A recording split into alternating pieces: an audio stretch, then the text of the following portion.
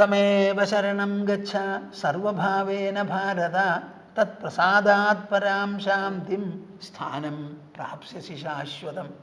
എന്തിനാ ഞാൻ ഇത്രയൊക്കെ പറഞ്ഞത്? ആ ബുദ്ധിയിൽ ബൗദ്ധമായിരിക്കുന്ന ഒരു സമ്പർക്കമാണ് ഇവിടെ കുരുക്ഷേത്ര യുദ്ധഭൂമിയിൽ നടക്കുന്നത്. കൃഷ്ണനും അർജുനനും തമ്മിൽ. അതിൻ്റെ പ്രത്യക്ഷ ഫലം 2.5 മണിക്കൂർ കൊണ്ടാണ് കാര്യങ്ങളൊക്കെ ശരിയായി അർജുനൻ യുദ്ധം ചെയ്യാൻ പുറപ്പെടുന്നത്. ഇത് ബൗദ്ധതലത്തിൽ നടക്കുന്ന ഒരു പദ്ധതിയാണ്, പ്രക്രിയയാണെന്ന് ഞാൻ പറയുമ്പോൾ നിങ്ങളത് വേണ്ടതുപോലെ ഉൾക്കൊള്ളുന്നുണ്ട് എന്ന് എനിക്ക് തോന്നുന്നില്ല. ഭഗവാന്റെ പേര് പറഞ്ഞാൽ എവിടെ നോക്കിയാലും ഭക്തി ഭക്തി ഭക്തി ഭക്തി ഭക്തി ഭക്തി ഇതേ നമ്മൾ കാണുന്നുള്ളൂ. എന്നാൽ ശ്രീമദ് ഭാഗവതം ഈ ഭക്തി എന്നുള്ള 2 അക്ഷരം മാത്രമാണോ അതിൽ ഈ 18,000 ശ്ലോകങ്ങളിൽ എഴുതി വച്ചിരിക്കുന്നത്? അതോ ഈ ഭക്തി ഭക്തി എന്ന് പറഞ്ഞാൽ അതിനെക്കുറിച്ച് അനവധി വിവരണങ്ങൾ അത് നൽകിയിട്ടുണ്ടോ? അതൊക്കെ എന്താ വായിച്ച് മനസ്സിലാക്കാത്തത്? എന്നാൽ നമ്മൾ മനസ്സിലാക്കണില്ല എന്ന് പറയാൻ പറ്റുമോ? പറ്റില്ല. ഇത് മനസ്സിലാക്കി, ഇതിൻ്റെ മനസ്സിലാക്കിയതിൻ്റെ ലക്ഷണവും സ്വാധീനവും നമ്മളുടെ പല ആചാരങ്ങളിലും അനുഷ്ഠാനങ്ങളിലും കാണാം. അപ്പം അത് പോകുന്നതിന് മുൻപ് 2-ാം അധ്യായത്തിൽ 49-ാം ശ്ലോകത്തിൽ കൃഷ്ണൻ പറയണത് കേട്ടോളൂ. ദൂരേണ ഹ്യവരം കർമ്മ ബുദ്ധിയോഗാത് ധനഞ്ജയ ബുദ്ധൗ ശരണമന്വിച്ഛ കൃപണാഃ ഫലഹേതവഃ. കേട്ടോ നിങ്ങൾ ഞാൻ പറഞ്ഞത്? 2-ാം അധ്യായത്തിൽ 49-ാമത്തെ ശ്ലോകത്തിൽ പറയാണ് ദൂരേണ ഹ്യവരം കർമ്മ ബുദ്ധിയോഗാത് ധനഞ്ജയ. കർമ്മം കർമ്മം കർമ്മം അതിൽപ്പെട്ടതാണല്ലോ ഈ പൂജ. ഇതൊക്കെ ആ കർമ്മമുണ്ടല്ലോ, ദേഹതലത്തിലുള്ള കർമ്മം, ദൂരേണ ഹ്യവരം, വളരെയേറെ താണതും അശ്രേഷ്ഠവുമാണെന്ന്.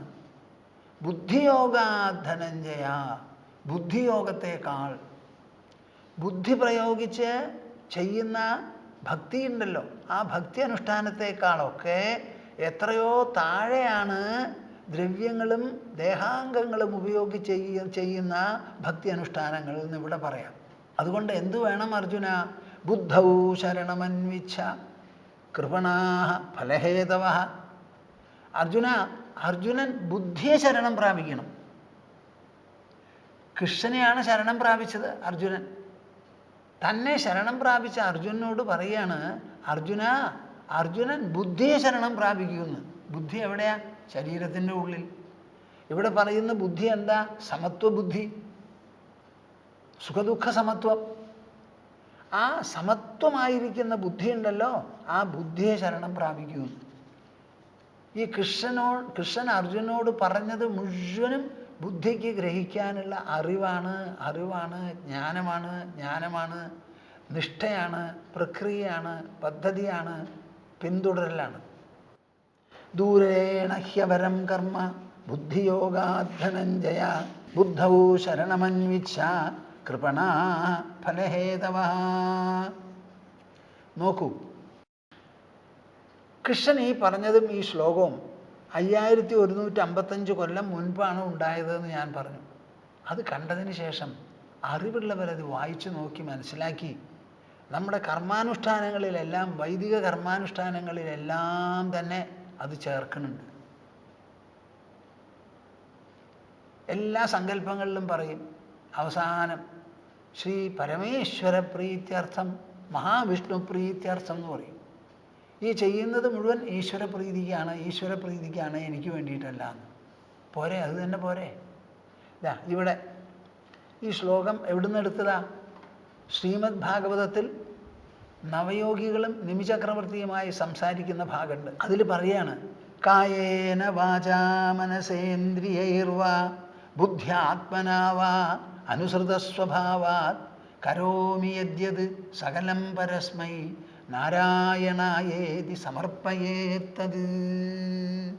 നവയോഗികളിൽ ആദ്യമായി കവി സംസാരിക്കുന്നു. കായേന വാചാ മനസേന്ദ്രിയൈർവാ. നമ്മൾ ചെയ്യുന്ന പ്രവൃത്തികൾ ഏതെല്ലാം മേഖലയിൽ എന്തെല്ലാം ഉപകരണങ്ങൾ കൊണ്ട് ചെയ്യുന്നു? കായേന, ശരീരം കൊണ്ട്.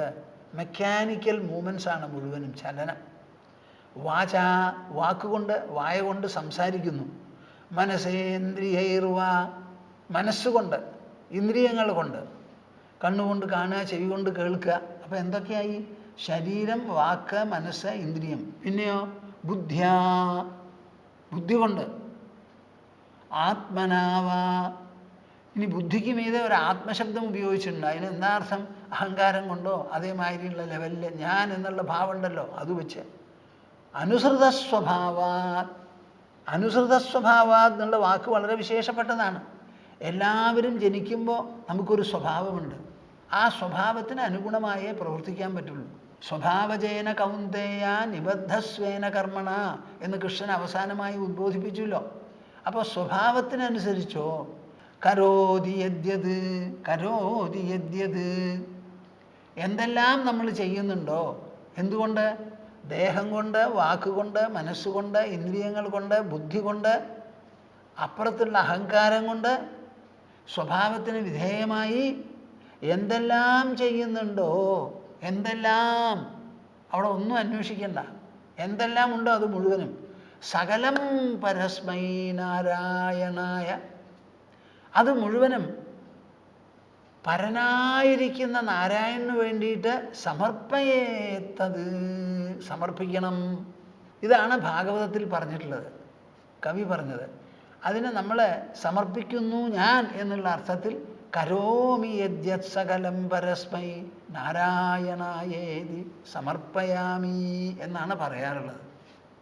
ഭാഗവതത്തിലുള്ള ശ്ലോകം പ്രഥമ പുരുഷനിലാണ് പറഞ്ഞിരിക്കുന്നത്. അത് ഉത്തമ പുരുഷനാക്കി മാറ്റി നമ്മൾ പറയാൻ അഭ്യസിച്ചു.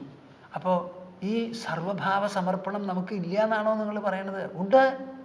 പക്ഷേ അതൊരു വായ്മൊഴിയായി മാത്രം നിൽക്കുക.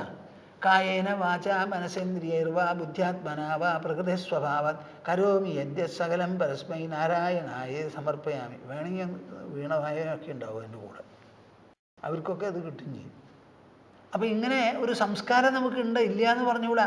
ഇത് വെറുതെ എഴുതി വെച്ചിരിക്കുന്നത് മാത്രമല്ല, മനുഷ്യർ മനസ്സിലാക്കി നമ്മുടെ ആചാരാനുഷ്ഠാനങ്ങളിലെല്ലാം അതിന് മികച്ച പങ്ക് സർവ്വസാധാരണമായ ഒരു സ്ഥാനം കൊടുത്തിട്ടുണ്ട്. കായേന വാചാ മനസേന്ദ്രിയൈർവ ബുദ്ധ്യാത്മനാവ അനുസൃതസ്വഭാവാത് കരോതി യദ്യത് സകലം പരസ്മൈ നാരായണായേതി സമർപ്പയേത്തത്. അപ്പം ഈശ്വരന് സമർപ്പിക്കുന്നതിൽ ഒരു കലവറയും ഒരാൾക്കും വേണ്ട, ഒരു സാധനവും ഒളിച്ചു വയ്ക്കണ്ട. നിങ്ങൾ കളവ് പറയുന്നവരാണ്, അല്പസ്വല്പം തകരാറുകളൊക്കെ ഉണ്ടെങ്കിൽ ആ തകരാറുകളെയും കളവിനെയും ഒക്കെ ഭഗവാന് കൊടുക്കുമപ്പാ തുറന്ന്.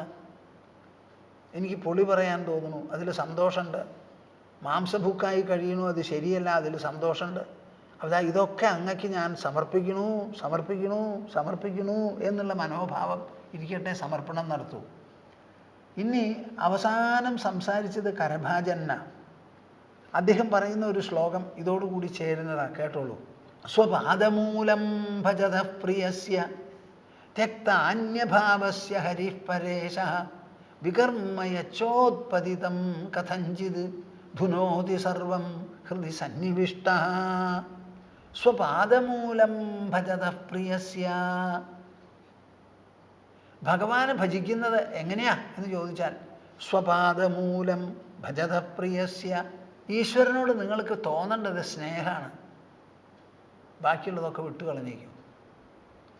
നിങ്ങൾ ആരോ ആവട്ടെ, കള്ളനോ മുള്ളനോ ചതിയനോ ആവട്ടെ, ഞാനതിനെപ്പറ്റി ചിന്തിക്കണില്ല. നിങ്ങൾക്ക് ഭഗവാനോട് സ്നേഹം തോന്നട്ടെ, കളവ് നന്നാവട്ടെപ്പാ. വാൽമീകി ആ സപ്തഋഷികൾ പറഞ്ഞപ്പോൾ അവരോടുള്ള സ്നേഹവും ആദരവും കൊണ്ട് പറഞ്ഞ മാതിരി രാമരാമ ജപിക്കാൻ തുടങ്ങി. മുഴുത്ത കള്ളനായിരുന്നു. ഇപ്പോഴും വാൽമീകി കള്ളനാണ്. വാൽമീകിയുടെ രാമനെ കൊണ്ട് സർവ്വ ആൾക്കാരുടെ മനസ്സിനെയും കട്ടുകൊണ്ടുപോവാണ്. ആര്? ഈ വാൽമീകി മഹർഷി. അങ്ങനെ നിങ്ങളുടെ കളവ് നന്നാവട്ടെ, നന്നാവട്ടെ. കല്ല് വെച്ച കളവ് നടത്തണം നിങ്ങൾ, അതാ നമുക്ക് ആവശ്യം. സ്വപാദമൂലം ഭജത പ്രിയസ്യ. ആദ്യമായിട്ട് ഭഗവാന് നമ്മളോടും നമുക്ക് ഭഗവാനോടും പ്രിയം തോന്നത്തക്ക വിധത്തിലിരിക്കും. ഭഗവാനെ പ്രിയനാക്കൂ. അങ്ങനെ പ്രിയനായി എന്നെ ഭജിക്കുന്നവനുണ്ടല്ലോ, സ്വപാദമൂലം, എൻ്റെ പാദമൂലം ഭജിക്കുന്നവൻ. ത്യക്ത അന്യഭാവസ്യ. ത്യക്ത അന്യഭാവസ്യ. ഈ ഭജിക്കുന്ന സമയത്ത് ബാക്കി എല്ലാ ആശ്രയങ്ങളെയും പൂർണ്ണമായി വിട്ടുകളയണം. പിന്നെ പണത്തിലോ പ്രതാപത്തിലോ കുട്ടികളിലോ വീടിലോ ഇൻഷുറൻസ് പോളിസിയിലോ ചങ്ങാതിമാരിലോ ഒന്നിലും ഉണ്ടാവരുത് നിങ്ങൾക്ക് ആശ്രയം.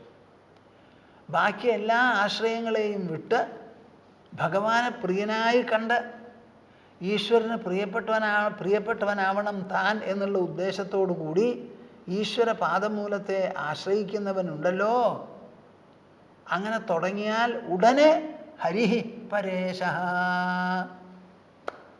ഹരിക്ക് നിർബന്ധമായി മുക്തിയാറ് കിട്ടിയെന്നാ പറയണേ. മുക്തിയാറ് കിട്ടി, നിർബന്ധം. എന്താ? ഹരിഹി പരേശഃ. അങ്ങേ അറ്റത്തെ അധികാരവും കൺട്രോളും ഒക്കെ ഉള്ള ആളാണ് ഭഗവാൻ. ആ ഭഗവാൻ ഹരി വികർമ്മ യച്ചോത്പതിതം കഥഞ്ചിത് ധുനോതി സർവം ഹൃദി സന്നിവിഷ്ട. ആ ഹരി എന്ത് ചെയ്യുന്നറിയാലോ? ഇങ്ങനെ ബാക്കിയെല്ലാം വിട്ട് എന്നെ ആശ്രയിക്കുന്നുണ്ടല്ലോ ഈ ഭക്തൻ. അപ്പം എന്നെ മാത്രം ആശ്രയിച്ച് കഴിയുന്നവനാ. അതുകൊണ്ട് ഞാൻ ഇനി പുറത്തിരിക്കാൻ പോണില്ല. അവൻ്റെ ഹൃദയത്തിൽ കടന്നുകൂടാൻ പോവാ. അവിടെ ഇരിപ്പുറച്ചു. അവിടെ ഉറച്ചിന്ന് വികർമ്മ യച്ചോത്പതിതം കഥഞ്ചിത്. അവൻ ചെയ്യുന്ന സമയത്ത് എന്തെങ്കിലും തെറ്റോ തകരാറോ ച്യുതിയോ വീഴ്ചയോ കളങ്കമോ വന്നാൽ ധുനോതി സർവം ഹൃദി സന്നിവിഷ്ട. ആ ഹൃദയത്തിലിരുന്ന് അത് മുഴുവനും ഞാൻ കഴുകിക്കളയുന്നു കഴുകിക്കളയുന്നു കഴുകിക്കളയുന്നു എന്ന്. ഹരി കഴുകിക്കളയും അത്രേ. നോക്കൂ, നമ്മുടെ മനസ്സിലെ അനന്യഭാവം, ആ സർവഭാവശരണം എന്ന് പറഞ്ഞില്ലേ ഞാൻ, അനന്യമായിരിക്കുന്ന ഒരു ഭാവം ഭഗവാനോട് തോന്നി ഭഗവാന്റെ പാദമൂലം ആശ്രയിക്കുന്ന മനുഷ്യരുണ്ടല്ലോ, ഉടനെ ഹരി തിരിച്ചറിഞ്ഞ് ഹരിക്കൊരു നിർബന്ധം തോന്നുക, ഇതൊരു വലിയ മുക്തിയാറാണല്ലോ, എന്നെ മാത്രം ആശ്രയിച്ച് കഴിയുന്നവൻ, അവൻ്റെ സർവ്വകാര്യങ്ങളും ഞാൻ വേണം നോക്കാൻ. പക്ഷേ കർമ്മവാസനയ്ക്ക് വിധേയമായി ചില തെറ്റുകൾ അപ്പിളിപ്പിളൊക്കെ സംഭവിക്കണമുണ്ട്. അപ്പം ഞാൻ പുറത്തിരുന്ന് ഇനി ഇത് നേരെയാക്കാൻ പുറപ്പെടുന്നില്ല, അകത്ത് തന്നെ കടന്നു കൂടിക്കളയാം. അവിടെ ഇരുന്ന് ചെറുതോ വലുതോ സൂക്ഷ്മമോ അസൂക്ഷ്മമോ ആയി എന്തെല്ലാം സംഭവിക്കുന്നുവോ അത് മുഴുവൻ കഴുകി അങ്ങോട്ട് കളയണമെന്ന്. നിങ്ങൾ പറയൂ, ഇതെന്ത് സമർപ്പണ? തമേവ ശരണം ഗച്ഛ സർവഭാവേന ഭാരത എന്ന് ഗീതയിൽ കൃഷ്ണൻ പറയുന്നതല്ലേ ഇത്? ആലോചിച്ച് നോക്കൂ. സ്വപാദമൂലം ഭജത പ്രിയസ്യ ത്യക്താന്യഭാവസ്യ ഹരിഃ പരേശഃ വികർമ്മ യച്ചോത്പതിതം കഥഞ്ചിത് ധുനോതി സർവം ഹൃദി സന്നിവിഷ്ടഃ. സ്തുതി, ഭഗവാനെ പറ്റി അനവധി സ്തുതികളുണ്ട്. സ്തുതികൾ പലതരത്തിലാവാം. ശിവനെ സ്തുതിക്കുന്നിടത്ത് ശങ്കരാചാര്യൻ്റെ സ്തുതിയൊക്കെ വിശേഷപ്പെട്ടതാണല്ലോ. അതിൽ ജ്ഞാനവും വൈരാഗ്യവും വിവേകവും ഒക്കെ ധാരാളം കാണാം. അദ്ദേഹം ശിവനെ സ്തുതിച്ച് അവസാനിപ്പിക്കുന്നത് എങ്ങനെയാണ്? ആത്മാത്വം ഗിരിജാമതി സഹചരാഃ പ്രാണാശരീരം ഗൃഹം പൂജാതേ വിഷയോപഭോഗരചന നിദ്രാസമാധിസ്ഥിതി സഞ്ചാരഃ പദയോഃ പ്രദക്ഷിണവിധി സ്തോത്രാണി സർവാ ഗിരോ യദ്യത് കർമ്മ കരോമി തത്തദഖിലം ശംഭോ തവാരാധനം. എത്ര നല്ല ശ്ലോകമാണ്! നിങ്ങളുടെ ഭക്തിയിലും ഭജനത്തിലും ഇതൊക്കെ ഒന്ന് കൂട്ടിച്ചേർത്തൂടെപ്പാ.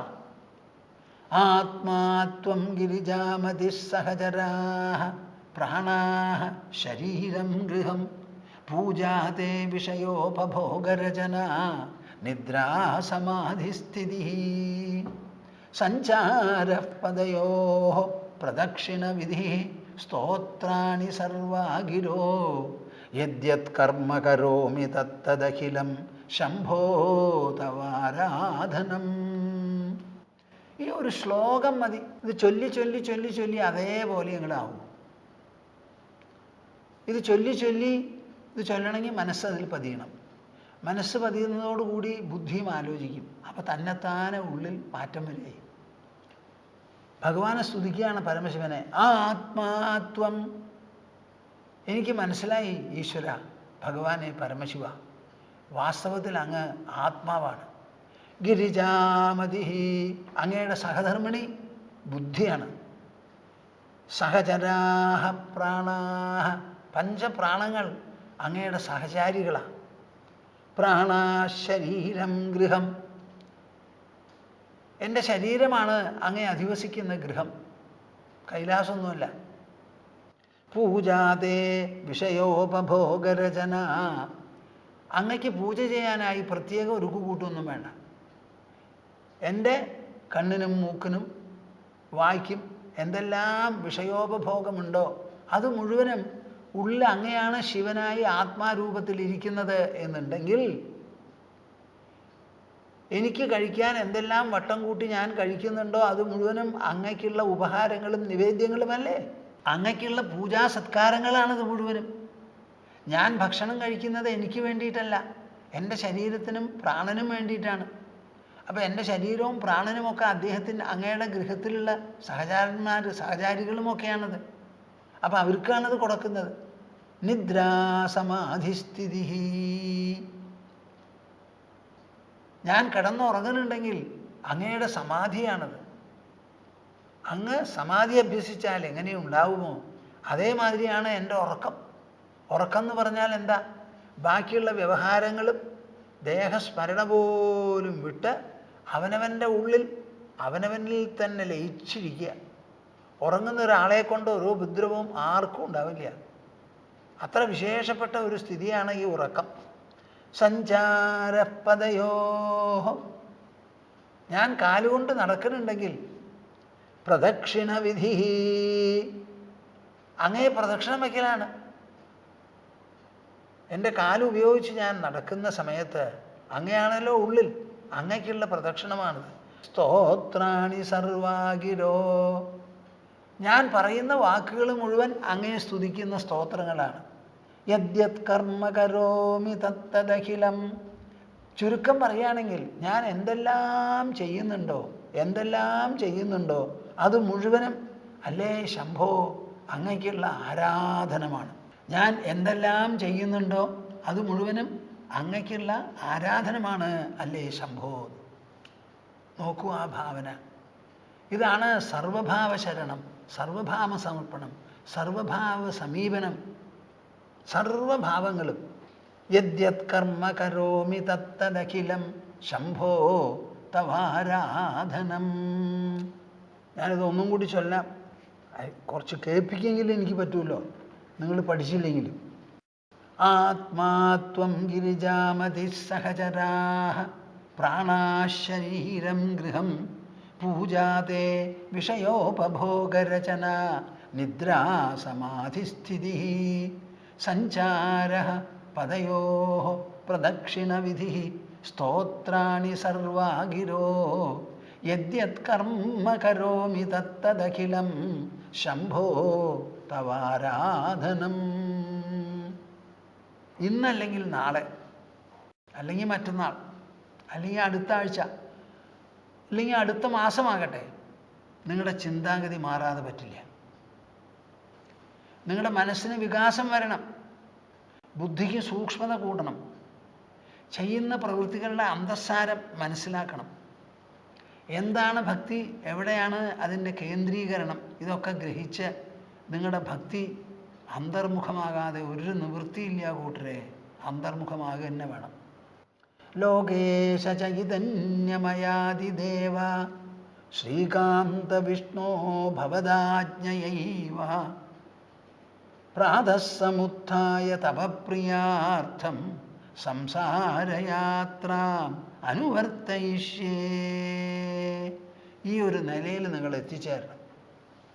നമ്മൾ കാലത്തെണീറ്റ് വൈകുന്നേരം കിടന്നുറങ്ങുന്നത് വരെ എന്തെല്ലാം ചെയ്യുന്നുണ്ടോ ആ ചെയ്യുന്നത് മുഴുവനും ഈശ്വരൻ്റെ സംവിധാനത്തിൽപ്പെട്ട കാര്യങ്ങളാണ്. നമ്മളായിട്ട് തിരഞ്ഞെടുത്ത് ഒന്നും ഉണ്ടാക്കിയതല്ല. ഈ പ്രപഞ്ചം അദ്ദേഹം രചിച്ചതല്ലേ, ഈശ്വരൻ രചിച്ചതാണല്ലോ. അതിൽപ്പെട്ടതല്ലേ നമ്മുടെ ശരീരം, അതിലുള്ളതല്ലേ മനസ്സ്, അതിലുള്ളതല്ലേ ബുദ്ധി, അതിലുള്ളതല്ലേ അഹങ്കാരം, അതിലുള്ളതല്ലേ ഈ ആത്മാ. ഇതിൽ നമ്മുടേന്ന് പറഞ്ഞ എന്തെങ്കിലും ഒരു സാധനമുണ്ടോ? നമ്മൾ തന്നെ ഭൂമിയുടെയും പഞ്ചഭൂതങ്ങളുടെയുമാണ്. അപ്പം നമ്മുടെ കയ്യിലുള്ള സ്വത്തും സ്വാതന്ത്ര്യവും ആരുടെയാ? അപ്പം എൻ്റെ എന്ന് പറയുന്നതിന് പകരം ഞാൻ തന്നെ ആരുടെ എന്ന് നിങ്ങൾ ആലോചിക്കൂ. ലോകേശ ചൈതന്യമയ ആദിദേവ. അല്ലേ ലോകേശ? അങ്ങയുടെ സ്വരൂപവും സ്വഭാവമൊക്കെ എന്താ? ചൈതന്യമയനാണ്. അങ്ങ് ദ്രവ്യമയനല്ല, ഊർജമയനല്ല, ചേതനാമയനാണ്. ചേതന എന്ന് പറയുമ്പോൾ നമ്മുടെ ഉള്ളിൽ മനസ്സ് ബുദ്ധി രൂപത്തിലുള്ളത് എന്ന്. ലോകേശ ചൈതന്യമയ ആദിദേവ. ദേവന്മാരിൽ വെച്ച് ആദി പ്രഥമനായുള്ളവേ. ശ്രീകാന്ത, ശ്രീക്ക് കാന്തനായുള്ളവൻ. വിഷ്ണു, മഹാവിഷ്ണു. ഇത്രയും സംബോധന ചെയ്തിട്ട് പറയാണ് ഭവദാജ്ഞയൈവ. അങ്ങയുടെ ആജ്ഞയാലാണ്. എവിടെ കൊണ്ട് കെട്ടുന്നു എന്ന് ആലോചിക്കും. അനവധി കാര്യങ്ങൾ ചെയ്യണം. ഒരു കൊല്ലം പഴം മേടിച്ചിട്ട് കൊടുക്കുക അതല്ല. ഭഗവാനെ സംബോധന ചെയ്തിട്ട് പറയാണ് അങ്ങയുടെ ആജ്ഞയാലാണ് പ്രാതഃ, കാലത്ത്, സമുത്ഥായ, ഉറക്കം വിട്ട് എണീറ്റ നിമിഷം മുതൽക്ക് എന്നാണ് പറയണത്. നമ്മുടെ ദിനചര്യ തുടങ്ങണത് എപ്പോഴാണ്? ഉറക്കത്തിൽ നിന്ന് കണ്ണുമിഴിച്ച് മേക്കൂര കാണുമ്പോൾ. അപ്പം തുടങ്ങി വ്യവഹാരം. അത് പിന്നെ ഉറങ്ങുന്ന വരെ ഉണ്ടാവും. അപ്പം കാലത്ത് എഴുന്നേറ്റ് തവപ്രിയാർത്ഥം, അങ്ങയുടെ ഇഷ്ടത്തിനാണ് ഞാൻ ചെയ്യണത് മുഴുവൻ. എനിക്കിവിടെ ഒരു ഇഷ്ടമുണ്ടെങ്കിൽ ആ ഇഷ്ടവും അങ്ങ് തരുന്നതാണ്. അങ്ങയുടെ പ്രപഞ്ചം, അങ്ങയുടെ കാറ്റ്, അങ്ങ് ഉണ്ടാക്കിയിട്ടുള്ള മൂക്കും ശ്വാസകോശവും, അങ്ങേ അടിപ്പിക്കുന്ന ഹൃദയം, അങ്ങയുടെ ശരീരഘടന, അതിലുള്ള മസ്തിഷ്കം, അതിലുള്ള മനസ്സ്, അതിലുള്ള ഹൃദയം, അങ്ങയുടെ അല്ലാതെ ഇവിടെ ഒന്നും ഞാൻ കാണുന്നില്ല എന്ന്. അങ്ങനെ അങ്ങയുടെ തന്നെ രചനാവിശേഷമാണ് പ്രപഞ്ചം. അതിൽപ്പെട്ടതാണ് എൻ്റെ ശരീരം.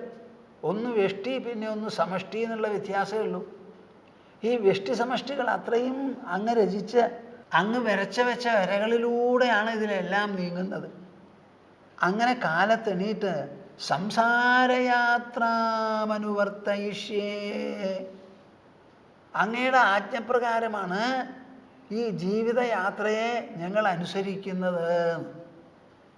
എത്ര വിശേഷപ്പെട്ട ഒരു ഭാവനയാണെന്ന് ആലോചിച്ച് നോക്കൂ. മനുഷ്യ മനസ്സിൽ നിന്ന് നിർഗളിക്കാവുന്ന ഏറ്റവും ഉത്തുംഗമായിരിക്കുന്ന ഭാവസമ്പത്താണത്. ഒരു ചോദ്യവും ഇവിടെ വരുന്നില്ല. നമ്മുടെ അഹങ്കാരത്തിനെ അടക്കം ഭഗവാന്റെ ആക്കി തീർക്കുക. പിന്നെ എന്താ അഹങ്കാരം ഉണ്ടെങ്കിൽ വിരോധം? അഹങ്കാരമടക്കം. ലോകേശ ചൈതന്യമയാദിദേവ ശ്രീകാന്ത വിഷ്ണു ഭവദാജ്ഞയൈവ. അവിടെയാണ് മുഖ്യം. അങ്ങയുടെ ആജ്ഞപ്രകാരമാണ് ഈ ലോകത്തിൽ ഒരു തുരുമ്പ് അനങ്ങുന്നുണ്ടെങ്കിൽ പോലും. അപ്പം ആ ഭഗവാൻ എത്രത്തോളം സർവവ്യാപിത്വം, സമഗ്രത നൽകുന്നു. ആ ഭഗവാനെ നമ്മുടെ അടുക്കലേക്ക് കൊണ്ടുവന്ന് ഞാൻ കാലത്ത് എണീറ്റ് രാത്രി ഉറങ്ങുന്നത് വരെ എന്തെല്ലാം ചെയ്യുന്നുണ്ടോ അത് മുഴുവനും അങ്ങ് ആസൂത്രണം ചെയ്തിട്ടുള്ള ലോകത്തിൻ്റെ ഭാഗമായി അങ്ങയുടെ ഉദ്ദേശ പൂരണത്തിനും നിർവഹണത്തിനും വേണ്ടി ചെയ്യുന്നതാണ്. എവിടെ പോയപ്പോൾ ആ കാര്യങ്ങൾ? ഇങ്ങനെ വിചാരിക്കുന്നതിന് നിങ്ങൾക്ക് എന്താ തടസ്സം? അല്ല, ഇതല്ലേ ശരി, ഇത് മാത്രമാണ് ശരി. പ്രാതസ്സമുത്ഥായ തവ പ്രിയാർത്ഥം സംസാരയാത്രാം അനുവർത്തയിഷ്യേ. ഇതെന്തിനാ ഞാൻ പറഞ്ഞത്? തമേവ ശരണം ഗച്ഛ സർവഭാവേന ഭാരത തത്പ്രസാദാത് പരാം ശാന്തിം സ്ഥാനം പ്രാപ്സ്യസി ശാശ്വതം. 62ാമത്തെ ശ്ലോകമാണിത്. തമേവ ശരണം ഗച്ഛ എന്നാ പറയണത്. ഈ ഉള്ളിലിരിക്കുന്ന ഈശ്വരനെ തന്നെ ശരണം പ്രാപിക്കുമെന്ന്. ആ ശരണം പ്രാപിക്കുന്നതോ സർവഭാവേന, എല്ലാ ഭാവങ്ങളെയും നൽകിക്കൊണ്ട് വേണം, ഭാവപുഷ്പങ്ങൾ സമർപ്പിച്ചു വേണം ശരണം പ്രാപിക്കാൻ. എൻ്റെ കൂട്ടരെ മനസ്സിലായോ? 62ാമത്തെ ശ്ലോകമാണിത്. അടുത്ത ശ്ലോകത്തിൽ പറയുകയാണ് കൃഷ്ണൻ, ഞാൻ നിനക്ക് ഉപദേശിക്കേണ്ടതൊക്കെ ഉപദേശിച്ചു. ഇതിതേ ജ്ഞാനമാഖ്യാതം ഗുഹ്യാത് ഗുഹ്യതരം മയാ വിമൃശ്യൈതദശേഷേണ യഥേച്ഛസി തഥാ ഗുരു. വാ വാ, ഭാരതത്തിൻ്റെ സംസ്കാരം ഇതിലേറെ ഭംഗിയായി കൊത്തിവെക്കാനില്ല. ഇതിതേ ജ്ഞാനമാഖ്യാതം. ഈ ശ്ലോകം നിങ്ങളെ എങ്ങനെയാണ് ഞാൻ ധരിപ്പിക്കാപ്പ? ഇതിതേ, ഇപ്രകാരം നിനക്ക് ഞാൻ പറഞ്ഞു തന്നു. എന്ത്? ജ്ഞാനം ആഖ്യാതം. ഞാൻ ഈ പറഞ്ഞത് മുഴുവൻ ജ്ഞാനമാണ്. വായ കൊണ്ട് പറയണത് ഓരോ വാക്കിലും ജ്ഞാനമല്ലാതെ വേറെ എന്താ? അതിൽ തീയുണ്ടോ? വെള്ളമുണ്ടോ? ഭൂമിയുണ്ടോ? കാറ്റുണ്ടോ? നമ്മുടെ വായിൽ നിന്ന് വരുന്ന എന്ത് വാക്കും ഒന്നിൽ ഭാവം, അല്ലെങ്കിൽ വികാരം, അല്ലെങ്കിൽ ആശയം. അതാണല്ലോ. ഏയ് വിളിക്കുക, ഒരു ശബ്ദമാണ് പുറപ്പെടുവിച്ചത്, അതിനർത്ഥം ഇങ്ങോട്ട് വരുമെന്നാ. അയ്യോ പരിഭ്രമ, പേടിയാ കാണിക്കുന്നത്. നമ്മുടെ വായിൽ നിന്ന് എന്തെല്ലാം ശബ്ദം വരുന്നുണ്ടോ അത് മുഴുവനും ഒന്നുകിൽ നമ്മുടെ ഭാവം അല്ലെങ്കിലോ നമ്മുടെ ആശയം വെളിപ്പെടുത്തുന്നതാണ്. ഇത് രണ്ടും ജ്ഞാനത്തിൻ്റെ അംശങ്ങളാണ്. അപ്പം ഞാൻ ഇത്ര നേരം അർജുനന് പറഞ്ഞു തന്നത് എന്താ? ഇതിതേ ജ്ഞാനമാഖ്യാതം.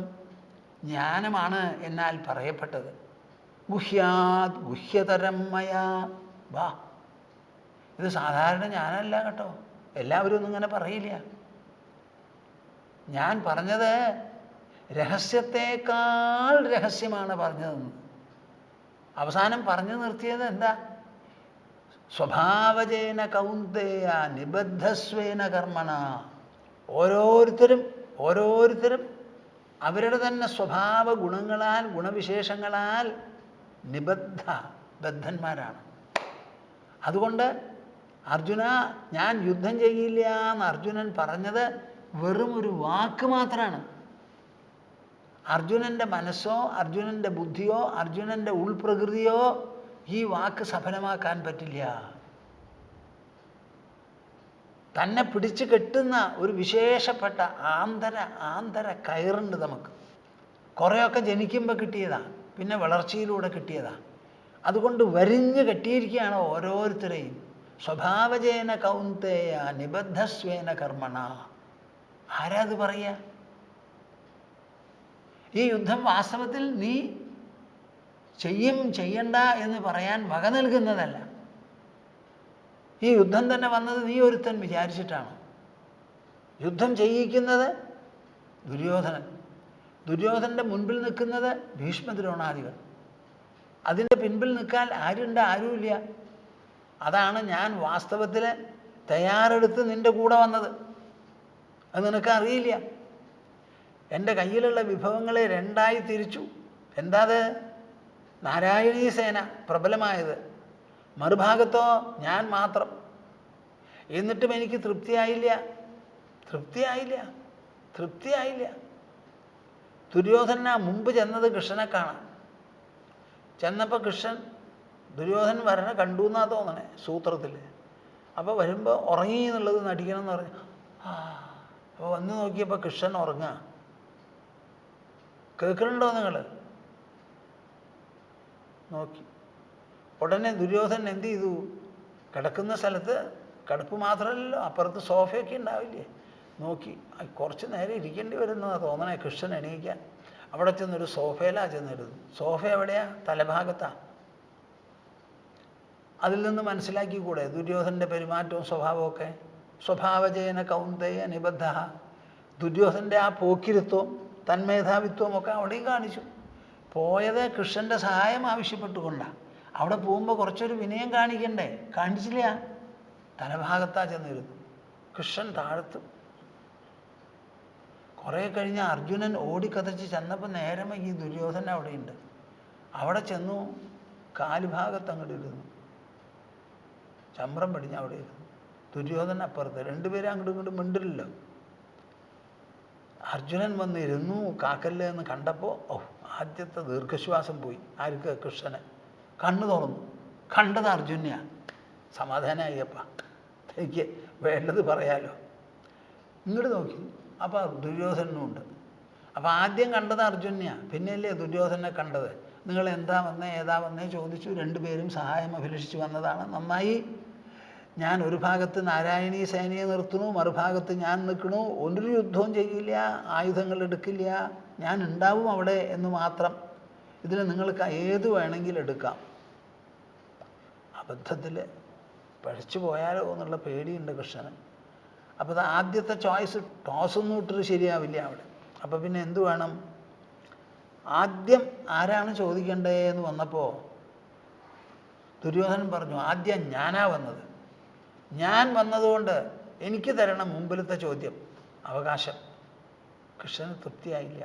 അബദ്ധം ഞാനും പറ്റിച്ചാലോ എന്ന്. അതെങ്ങനെയാ ദുര്യോധന? മുമ്പ് വന്നത് ദുര്യോധനാണെങ്കിലും ഞാൻ കണ്ടത് അർജുനനെയല്ലേ. അപ്പോൾ എൻ്റെ കാഴ്ചയ്ക്കല്ലേ അവിടെ ഒരു സ്ഥാനം വേണ്ടത്.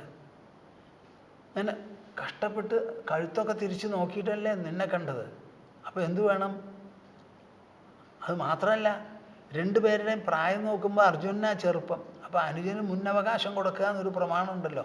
അതുകൊണ്ട് അർജുനനായിക്കോട്ടെ എന്ന് ദുര്യോധനൻ സമ്മതിച്ചു. മഹാഭാവം. അർജുനൻ എന്താ വേണ്ടേ എടുത്തോളൂ എന്ന് പറഞ്ഞു. ഉടനെ പറഞ്ഞു, എനിക്ക് കൃഷ്ണൻ മാത്രം മതിയെന്ന്. ദുര്യോധനൻ ഉള്ളുകൊണ്ട് ചിരിച്ചു, പുറത്തുകൊണ്ട് ശ്വാസവും വിട്ടു, ദീർഘശ്വാസം. ഓ, അബദ്ധം പറ്റിയില്ല. അവൻ നാരായണീ സേന തട്ടിക്കൊണ്ടുപോയാൽ ഞാൻ എന്തു ചെയ്യും എന്നാണ് വിചാരം. എന്താ ഇതിനൊക്കെ അർത്ഥം? ഒന്ന് ആലോചിച്ച് നോക്കൂ. അപ്പുറത്ത് നിൽക്കുന്നത് ഭീഷ്മനും ദ്രോണനും കർണനും കൃപനും ഒക്കെയാണ്. അവരോടുകൂടി പടപൊരുതാൻ നിങ്ങൾക്ക് സാധിക്കില്ല. അതുകൂടി കണക്കാക്കിയിട്ടാണ് ഞാൻ ഓരോ നീക്കവും ആരാഞ്ഞെടുത്തത്. നിങ്ങൾ രണ്ടാളും കൂടി വന്നപ്പോൾ ഇങ്ങനെ കിടന്നതും ഉറക്കം നടിച്ചതും ദുര്യോധനൻ ഇരുന്നതും നിന്നെ കണ്ടതും ഇതിലൊക്കെ ഒരു നിലയ്ക്ക് എൻ്റെ ആസൂത്രണമുണ്ട്. ഇത് എളുപ്പമല്ല. ഗുഹ്യതരം മയാന്നാണ് പറയണത്. ഈ ജ്ഞാനം ഗുഹ്യത്തിനേക്കാൾ, രഹസ്യത്തേക്കാൾ വലിയ രഹസ്യമാണ്. എന്താ രഹസ്യം? അപ്പുറത്ത് നിൽക്കുന്നത് ഭീഷ്മനായാലും ദ്രോണനായാലും അവരെ കൊല്ലുന്നതിനെ പറ്റി പേടിക്കണ്ട. അതിൽ പാപമില്ല. ഇതിൽ അഭിമന്യുവെ ബലി കഴിക്കേണ്ടി വരുള്ളൂ, ഘടോത്കചനെ ബലി കഴിക്കേണ്ടി വരുള്ളൂ. അങ്ങനെ പലരും നമ്മുടെ പക്ഷത്തിലും ചാവും. അങ്ങനെയൊക്കെ ചത്താലും ഇതിലൊരു കുഴപ്പമില്ല എന്നുള്ള രഹസ്യമായിട്ടുള്ള ഭാഗം പറഞ്ഞു കൊടുക്കുകയാണ്. ഈ രഹസ്യം മനസ്സിൽ തോന്നിയാലും സംശയം വരും. അതൊരാൾ പറഞ്ഞു കൊടുക്കുമ്പോൾ നമുക്ക് സമാധാനമായി, നമുക്ക് വേണ്ടപ്പെട്ടവരെ നമുക്ക് പറഞ്ഞു തരുമ്പോൾ. അപ്പോൾ എല്ലാറ്റിനെയും മറികടന്നുകൊണ്ട് രഹസ്യങ്ങളിൽ വെച്ച് രഹസ്യമായിട്ടുള്ള ജ്ഞാനമാണ് ഞാൻ പറഞ്ഞു തരുന്നത്. വിമൃശ്യൈതദശേഷേണ യഥേച്ഛസി തഥാ ഗുരു. അപ്പം പറഞ്ഞു കൊടുത്തത് മുഴുവൻ അറിവാണ്. ഒരക്ഷരം നിങ്ങളാരും മിണ്ടരുത്. അർജുനന് പറഞ്ഞു കൊടുത്തത് മുഴുവൻ ജ്ഞാനമാണ്. ആ ജ്ഞാനം കൊണ്ടേ നമുക്ക് എന്തും ഇവിടെ നേടിയെടുക്കാൻ പറ്റുള്ളൂ. എല്ലാ പ്രതിസന്ധികൾക്കും ജ്ഞാനമാണ് പരിഹാരം. പ്രശ്നങ്ങൾക്ക് പരിഹാരം ജ്ഞാനമാണ്. ദേഹം മുഴുവൻ ചുട്ടുനീറുന്ന ദുഃഖമായിരുന്നു, നീറ്റുന്ന ദുഃഖമായിരുന്നു അർജുനന്. അതിന് പരിഹാരം ജ്ഞാനമാണ്. സംശയത്തിന് പരിഹാരം ജ്ഞാനമാണ്. ഭ്രമത്തിന്, ഭയത്തിന്, എല്ലാറ്റിനും പരിഹാരം ജ്ഞാനമാണ്. അപ്പോൾ ഈ ജ്ഞാനം, രഹസ്യത്തേക്കാൾ രഹസ്യമായ ജ്ഞാനം ഉപദേശിച്ചു. ഇത് ഉപദേശിച്ചത് ശരിയാണ്. വളരെ ആധികാരികമായി ഞാൻ ഉപദേശിച്ചു. പലതും ഉദ്ധരിച്ച് പറഞ്ഞ് മനസ്സിലാക്കി. അങ്ങനെ ഒക്കെ ഉണ്ടെങ്കിലും അർജുന, നമ്മുടെ പാരമ്പര്യവും പൈതൃകവും സംസ്കാരവും വളരെ വിശേഷപ്പെട്ടതാണ്. അതൊരിക്കലും ഒരു കാര്യം ഒരാളിൽ അടിച്ചേൽപ്പിക്കുന്നില്ല. നമ്മുടെ ധർമ്മകാര്യങ്ങൾ മുഴുവൻ ഓരോരുത്തർക്കും ഇഷ്ടപ്പെട്ട് സെലക്ട് ചെയ്യാൻ വേണ്ടി, തിരഞ്ഞെടുക്കാൻ വേണ്ടി വിട്ടിരിക്കുകയാണ്. ഇന്നത് ചെയ്യൂ എന്ന് പറഞ്ഞ് ഈശ്വരൻ ഒരിക്കലും ശാസിക്കുന്നില്ല. നമ്മുടെ ശാസ്ത്രങ്ങളുടെ ബലം ശാസനയല്ല, വിധിയല്ല, നിഷേധമല്ല. നേരെ മറിച്ച് ശാസ്ത്രങ്ങൾ പറയുന്നതിലെ സത്യമാണ്, പരമാർത്ഥമാണ്. ആ പരമാർത്ഥത്തെ നല്ലപോലെ മനസ്സിലാക്കൂ. വിമൃശ്യൈതദശേഷേണ. തൻ്റെ ബുദ്ധി കൊണ്ട്, തൻ്റെ മനസ്സുകൊണ്ട്, തൻ്റെ വിവേകം കൊണ്ട് നല്ല പോലെ കടഞ്ഞു നോക്കി നിനക്ക് എന്തിഷ്ടമോ അത് ചെയ്തോ എന്ന്. യഥേച്ഛസി തഥാ ഗുരു. എന്ത് ഇച്ഛിക്കുന്നുവോ അത് ചെയ്തോ. നിൻ്റെ മുൻപിൽ ജ്ഞാനവിഭവം മുഴുവൻ വിളമ്പിത്തന്നു കഴിഞ്ഞു. മുഴുവൻ വിളമ്പി. ഇത് മുഴുവനും വേണ്ടതുപോലെ നോക്കി മനസ്സിലാക്കി നിനക്ക് ഏത് വേണമോ അത് തിരഞ്ഞെടുക്കാം, ചെയ്യാം. ആ സ്വാതന്ത്ര്യമാണ് നമ്മുടെ ധർമ്മത്തിൻ്റെ വിശേഷം. നമ്മുടെ ധർമ്മം ശാസിക്കുന്നതല്ല, ഉദ്ബോധിപ്പിക്കുന്നതാണ്. വിജ്ഞാപന രൂപത്തിലാണ് സർവ്വതും പറയുന്നത്. മനുഷ്യൻ ബുദ്ധിമാനാണ്. അവന് അറിവ് നൽകിയാൽ ബുദ്ധി ആ അറിവ് തിരഞ്ഞെടുത്തോളും, സ്വീകരിച്ചോളും. അതിനനുസരിച്ച് ചെയ്യണം എന്നുള്ളൊരു തോന്നൽ സ്വാഭാവികമാണ്. അതിൽ കളങ്കം പറ്റില്ല. തൻ്റെ ബുദ്ധിയെ വഞ്ചിക്കുന്നത് ശരിയല്ല. AK-47 എന്ന് പറഞ്ഞൊരു തോക്കുണ്ടാക്കി. അതിന് വലിയ ഡിമാൻഡാണ്. ആ ഉണ്ടാക്കിയ ആൾ തോക്കുകളെല്ലാം കൊടുത്ത് എത്രയോ മേടിച്ചതിന് ശേഷം അത് ഉപയോഗിക്കുന്നത് എന്തിനാ? മനുഷ്യനെ കൊല്ലാൻ. അത് കണ്ടുപിടിച്ച ആളുടെ മനസ്സിലൊരു കുത്ത്, അയ്യോ ഞാൻ ഈ AK-47, എൻ്റെ നിർമ്മിതിയാണല്ലോ AK-47, അത് മേടിച്ച് ഓരോരുത്തരും എത്ര ആൾക്കാരെ കൊന്നു എന്ന് പറഞ്ഞിട്ട് അയാളുടെ മനസ്സിന്, ബുദ്ധിക്ക് ഒരു ഗിൽട്ട്, ഒരു കുറ്റബോധം. ഇതെവിടെ വെച്ച് മൂടുന്നാ നിങ്ങൾ പറയണേ? അവസാനം നമ്മുടെ ധർമ്മം പറയുന്നത് നിങ്ങൾക്ക് എന്ത് തോന്നുന്നുവോ അത് ചെയ്തോളൂ എന്നാ. ആ തോന്നുന്നത് തെറ്റിയാൽ ആ മൂശയിലിട്ട് നിങ്ങളുടെ മനസ്സും നിങ്ങളുടെ ബുദ്ധിയും മറക്കും. അത് ശരിയായാലോ നിങ്ങളെ ഉയർത്തി വാഴ്ത്തും. വിമർശയിതശേഷേണ യഥേച്ഛസി തഥാകുരു. പറഞ്ഞതുകൊണ്ട് മാത്രം കേൾക്കരുത്. പറഞ്ഞത് കേട്ട് ആലോചിച്ച് നോക്കി, വിചിന്തനം ചെയ്ത് ഗുണദോഷം ഒന്ന് പരിശോധിച്ച് നോക്കി, മനസ്സിൽ ഇതാണ് ശരി എന്ന് തോന്നിയാൽ മാത്രം ചെയ്താൽ മതി എന്നാണ്. നമ്മുടെ ഈ ധർമ്മം മുഴുവനും ബുദ്ധിഗ്രാഹ്യം അതീന്ദ്രിയം. ഇന്ദ്രിയങ്ങൾക്ക് കാണാൻ പറ്റില്ല, ബുദ്ധിക്ക് മാത്രമേ ഗ്രഹിക്കാൻ പറ്റുള്ളൂ. ആലോചിച്ച് കാര്യങ്ങൾ തീരുമാനിക്കേണ്ടതാണ്. ബുദ്ധിയുടെ റോള്, ബുദ്ധിയുടെ ദൗത്യം വളരെ പ്രധാനമാണ്. ഇതിതേ ജ്ഞാനമാഖ്യാതം ഗുഹ്യാത് ഗുഹ്യതരം മയാ വിമർശയിതദശേഷേണ യഥേച്ഛസി തഥാ ഗുരു. അവസാനിച്ചു. സമാപനാധ്യായമാണ്. വളരെ ശ്രദ്ധിച്ചോളൂ. സമാപനാധ്യായത്തിൽ എവിടെയാ കൊണ്ട് അവസാനിപ്പിച്ചത്? ഈശ്വരൻ എല്ലാവരുടെയും ഉള്ളിൽ ഹൃദയഭാഗത്തിരിക്കുന്നു. യന്ത്രത്തിൽ കയറ്റി എല്ലാവരെയും പ്രവർത്തിപ്പിക്കുകയാണ്. അതിൻ്റെ ഡ്രൈവറെ പോലെ ഉള്ളിലിരിക്കുകയാണ്. ആ ഈശ്വരനെ വേണം എല്ലാ ഭാവങ്ങളും ഉപയോഗിച്ച് സമീപിക്കാൻ. ആ ഈശ്വരൻ്റെ പ്രസാദം കൊണ്ടാണ് എല്ലാം കിട്ടാൻ പോകുന്നത്. എല്ലാ പ്രവൃത്തിയുടെ പിന്നിലും ഈശ്വരൻ്റെ ഇംഗിതങ്ങൾ, ഈശ്വരൻ്റെ പ്രേരണകളുണ്ട്. ഒരാൾ ദുഷ്ടനാവുന്നുണ്ടെങ്കിൽ ആ ദുഷ്ടതയ്ക്ക് പിന്നിൽ ഈശ്വര ഹസ്തങ്ങളോ ഈശ്വര സങ്കല്പമോ ആണ്. ഇവിടെ സർവ്വ ആൾക്കാർക്കും സ്ഥാനമുണ്ട്. നല്ലവർക്കും ഉണ്ട്, അല്ലാത്തവർക്കും ഉണ്ട്. എന്തൊക്കെയാണ് ഇവിടെ നടക്കുന്നത് ആലോചിച്ച് നോക്കൂ. അടുത്ത കാലത്ത് കൂടി സുപ്രീം കോടതി വരെ പറയുണ്ടായി, ഒരു മനുഷ്യന് കഴിക്കാനുള്ള ഭക്ഷണം തിരഞ്ഞെടുക്കാനുള്ള അവകാശമുണ്ട്, ജീവിത പങ്കാളിയെ തിരഞ്ഞെടുക്കാനുള്ള അവകാശമുണ്ട്. അതിൻ്റെ ഇടയിൽ നിങ്ങൾ ഗോത്രവും സൂത്രവും ഒന്നും പറഞ്ഞ് തടുക്കരുതെന്ന്. ഒരളവ് വരെ സുപ്രീം കോടതി പറഞ്ഞത് ശരിയാ. പക്ഷേ ഗോത്രവും സൂത്രവും ഒക്കെ എന്താണെന്ന് അവർ മനസ്സിലാക്കിയിട്ടില്ല. ആ ഭാഗത്തേക്ക് പോകുന്നില്ല അവർ. ഗോത്രം ജീവിത പങ്കാളിയെ തിരഞ്ഞെടുക്കണ്ടെന്ന് ആരും പറയണില്ല. സമ്മതമായിട്ടാണ് കല്യാണം കഴിക്കേണ്ടത്. തിരഞ്ഞെടുത്താൽ വളരെ നന്നായി. പക്ഷേ ആ തിരഞ്ഞെടുക്കുന്ന സമയത്ത് ചില ബയോളജിക്കൽ കൺസിഡറേഷൻസ് ഉണ്ട് എന്ന് വരുള്ളൂ. അത് വേണ്ടതുപോലെ പറയാനും ചിന്തിക്കാനും പറ്റണില്ല. അങ്ങനെ ഒക്കെ ആയാലും ഒരു മനുഷ്യൻ ഒരാളെ ഇഷ്ടപ്പെട്ടു എന്ന് പറഞ്ഞാൽ അത് പാടില്ല എന്ന് പറയാനുള്ള ഒരു അവകാശം ബാക്കിയുള്ളവർക്ക് ഇല്ല എന്നാണ് സുപ്രീം കോടതിയുടെ ഒരു നിശ്ചയം. ഒരു തനിക്ക് ധർമ്മശാസ്ത്രവും അതാണല്ലോ ഇവിടെ 3-ാമത്തെ അധ്യായത്തിലൊക്കെ പറഞ്ഞത്.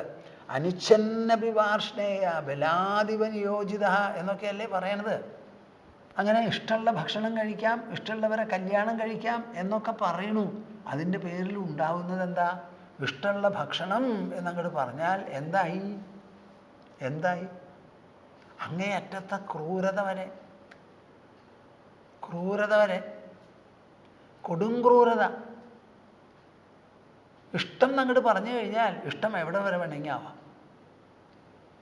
ഇവിടെ ഒരു സമുദായമുണ്ടത്രേ. ആ സമുദായം എല്ലാവരും കൂടി ചുറ്റുമിരിക്കും. എന്നിട്ടൊരു പന്നിയെ പിടിച്ചു കൊണ്ടുവന്ന് നടുക്കിലാക്കും. അതിനെ തുറന്ന് കത്തിക്കും. കത്തിച്ച് വേവിച്ച് ആ ഭക്ഷണം കഴിക്കും അത്രേ. ഇഷ്ടമുള്ള ഭക്ഷണം തിരഞ്ഞെടുക്കാം. അപ്പോൾ എന്താ, ഈ ഭക്ഷണം എന്നുള്ള പേരിൽ എന്തു വേണമെങ്കിൽ ചെയ്യാമല്ലോ. അപ്പോൾ prevention of cruelty to animals എന്ന് പറയുന്ന ഒരു ഭാഗം അവിടെ വേറെ ഉണ്ടല്ലോ. ക്രൂരത പാടില്ലല്ലോ. കുരങ്ങിനെ പിടിച്ച് ഭക്ഷണം കഴിക്കാനുള്ള ടേബിളിൻ്റെ അടിയിൽ കെട്ടിയിടുക അത്രേ. കെട്ടിയിട്ടിട്ട് വട്ടത്തിലൊരു തുറന്നിട്ടുണ്ട്, അതിന് മൂടിയും വയ്ക്കും. അപ്പോൾ കുരങ്ങിനെ അടിയിൽ കെട്ടി അതിൻ്റെ ബ്രെയിൻ തുറന്നു വെച്ചിരിക്കുക. ഈ അടപ്പ് തുറന്ന് എല്ലാവരും സ്പൂൺ കൊണ്ട് ജീവിച്ചിരിക്കുന്ന ആ കുരങ്ങൻ്റെ ബ്രെയിൻ കഴിക്കുന്നുണ്ട്. അപ്പോൾ ഇഷ്ടമുള്ള ഭക്ഷണം എന്ന് പറഞ്ഞാൽ എന്തൊക്കെയായി നിങ്ങൾ തന്നെ പറയും. എവിടെയാണ് അപ്പോൾ ഇതിന് ലിമിറ്റ്? ഇഷ്ടമുള്ള ഭക്ഷണം എന്ന് പറഞ്ഞാൽ, ഇഷ്ടമുള്ളതെന്ന് പറഞ്ഞാൽ എന്തും ആവാമെന്ന്. ഈ ഇഷ്ടത്തിൻ്റെ പേരിൽ ഇനിയിപ്പോൾ മനുഷ്യരെ തന്നെ തിന്നാൻ തുടങ്ങുകയാണെങ്കിലോ, അപ്പോൾ കോടതിക്ക് മിണ്ടാണ്ടിരിക്കാൻ പറ്റുമോ? ഒന്ന് ആലോചിച്ച് നോക്കൻ. അപ്പോൾ വളരെ സൂക്ഷിച്ചിട്ട് വേണം. അതാണ് ക്ഷുരസ്യധാര നിശിതാദുരത്യയാ ദുർഗം പഥസ്തത് കവയോ വദന്തി എന്നൊക്കെ പറയണത്. ധർമ്മസ്യ തത്വം നിഹിതം ഗുഹായാം. ധർമ്മത്തിൻ്റെ തത്വം ഗുഹയുടെ ഉള്ളിലാണ് ഇരിക്കുന്നത്. വിമർശയിതദശേഷേണ യഥേശസി തഥാ ഗുരു.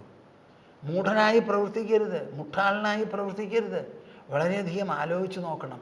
ഇഷ്ടത്തിൻ്റെ പേരിൽ ക്രൂരതയാകാമോ? ഇഷ്ടത്തിൻ്റെ പേരിൽ എന്തും ചെയ്യാമോ? അത് പങ്കാളിയെ തിരഞ്ഞെടുക്കുന്ന കാര്യത്തിലായാലും ഭക്ഷണത്തിൻ്റെ കാര്യമാണെങ്കിലും ഇഷ്ടം എന്നുള്ളൊരു വാക്ക് വലിയ വാക്കാപ്പം. അത് വലിയ വാക്കാണ്. നമുക്കിവിടെ ഇന്ത്യൻ പീനൽ കോഡുണ്ട്, ക്രിമിനൽ പ്രൊസീജിയർ കോഡുണ്ട്. അതൊക്കെ എന്തിനാ? മനുഷ്യൻ്റെ പ്രവൃത്തിയെ അഴിക്കൂട്ടിൻ്റെ ഉള്ളിൽ നിർത്താനാണ്. മനുഷ്യൻ എന്ന് പറയണം, മനുഷ്യ മനസ്സ് ഇടത്തും വലത്തും ഒരുപോലെ തിരിയുന്നതാണ്. ഇവിടെ നല്ല മനസ്സ് നമ്മളെ ഭരിക്കണമോ അതോ ക്രൂര മനസ്സ് ഭരിക്കണമോ എന്നൊരു ചോദ്യമാണ് ഇവിടെ. വലിയൊരു ചോദ്യമാണ്. വളരെ ആലോചിച്ചിട്ട് വേണം അതിന് മറുപടി പറയാൻ. ഇതിതേ ജ്ഞാനമാഖ്യാതം ഗുഹ്യതരം മയാ വിമർശയിതദശേഷേണ യഥേച്ഛസി തഥാ ഗുരു. ഇഷ്ടമുള്ള ഭക്ഷണം നമുക്ക് തിരഞ്ഞെടുക്കാം. പക്ഷേ നമ്മുടെ ഇഷ്ടത്തിന് ചില മാനദണ്ഡങ്ങൾ വേണം. ഇഷ്ടത്തിന് ചില മാനദണ്ഡങ്ങൾ വേണം. ഇപ്പോൾ പുകവലിക്കാം എന്നുണ്ടായിരുന്നു. ആ പുകവലിച്ച് അവർ പുറത്തേക്ക് വിടുന്ന കാറ്റ്, ആ പുകയടക്കമുള്ള ശ്വാസം ഉണ്ടല്ലോ, അത് ശ്വസിക്കുന്നതാണ് കൂടുതൽ വിഷാംശം എന്ന് കണ്ടപ്പോൾ ഇപ്പം എന്ത് ചെയ്തു? പൊതുസ്ഥലത്ത് പുകവലിക്കരുത് എന്ന് പറഞ്ഞു. ഇങ്ങനെ എന്ത് കാര്യത്തിലുള്ള ഇഷ്ടവും നിയന്ത്രണ മാനദണ്ഡങ്ങൾക്ക് വിധേയമായേ പ്രയോഗിക്കാൻ വരൂ എന്ന് പരിശോധിച്ച് നോക്കിയാൽ നമുക്ക് കാണാം. ഇത്രയും പറഞ്ഞിട്ട് യഥേച്ഛസി തഥാ ഗുരു എന്ന് പറഞ്ഞ് കൃഷ്ണൻ അവസാനിപ്പിച്ചു. പക്ഷേ കൃഷ്ണൻ്റെ മനസ്സ് സമ്മതിക്കണില്ല. അർജുനൻ തലകുലുക്കുന്നില്ല. എന്താ? ചുമതല അർജുനന് വിട്ടിരിക്കുക. എന്താ വിട്ടത്? വിമർശയിതദശേഷേണ യഥേച്ഛസി തഥാ ഗുരു. ഞാൻ പറഞ്ഞത് വേണ്ടതുപോലെ വിമർശനം ചെയ്ത് നോക്കി നിന്റെ ഇഷ്ടപ്രകാരം ചെയ്യുകയെന്നാണ് പറഞ്ഞത്. അർജുനന് സമ്മതമായില്ല. ഞാൻ ആലോചിച്ച് നോക്കണമത്രേ, വിമർശന ബുദ്ധിയാണ്. എന്നിട്ട് ഞാൻ തീരുമാനിക്കണമത്രേ. എൻ്റെ നില എന്താ? കാർപ്പണ്യദോഷോപഹത സ്വഭാവ പൃച്ഛാമി ത്വാം ധർമ്മസമ്മൂഢചേതാ യശ്രേയസ്യാന്നിശ്ചിതം ബ്രൂഹി തന്മേ ശിഷ്യസ്തേഹം ശാധിമാം ത്വാം പ്രപന്നം. ഓർമ്മയുണ്ടോ നിങ്ങൾക്ക്? 2-ാം അധ്യായത്തിലെ 7-ാം ശ്ലോകമാണ്.